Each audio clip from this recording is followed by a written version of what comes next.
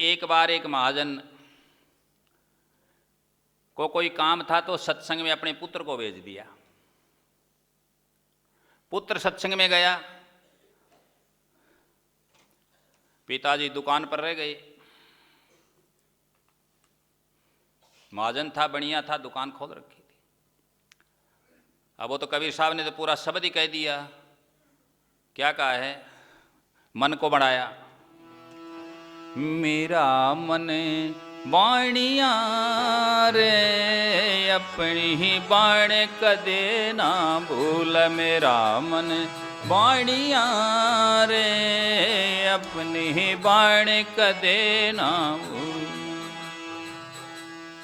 वो तो बाण थोड़ी भूल जाए, चाहे कितना ही सत्संग सुन ले, अपनी तो रखेगा। ऐसे आप में भी तो रखते हैं भाई। ठीक है, सुन रहे हैं गुरुजी का, करें तो वही के जो हमारे मन में आएगा। ऐसा हो रहा है ना, प्रत्यक्ष है ना ये। हाँ, सभी मान रहे हैं।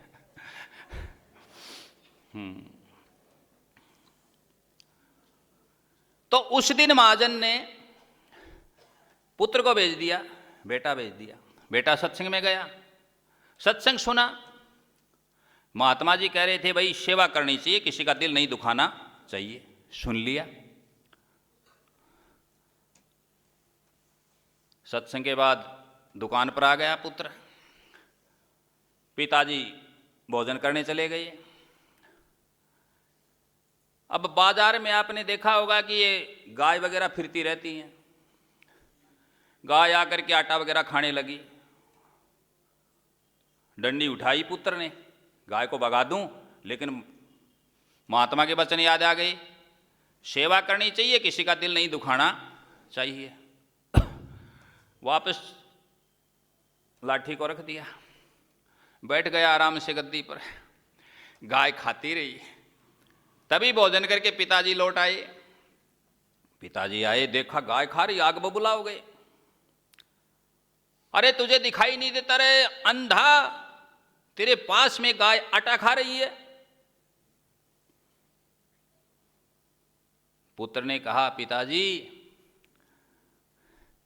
क्या हो गया? गाय भी थोड़ा खा लेगी, सेवा हो जाएगी, अपने पास कोई कमी थोड़ी है। करे नालायक, ये बात कहां से सीख करके आया है? पिताजी ये बात तो मैं आज सत्संग में सीख करके आया हूं। तो पिताजी को और भी बड़ा गुस्सा आया। करे दुष्ट,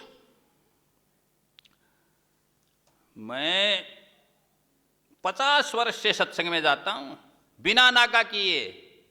नागा का मतलब बिना छुट्टी किए, बिना अवकाश लिए, टाल मटोल नहीं करता।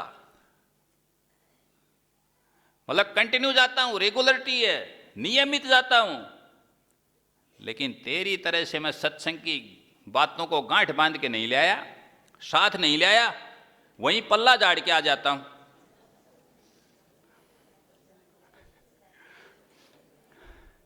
सुन ले, आज के बाद या तो सत्संग में जाएगा नहीं, और नहीं तो मेरी तरह से इधर सुनना और इधर वहीं निकाल देना। सतनाम सत्साई। तो ऐसे भी करते हैं कई, ऐसे नहीं करना चाहिए। सत्संग की बातों को अमल में लाना चाहिए, और सत्संग की बातें अमल में लाओगे तो कल्याण होगा।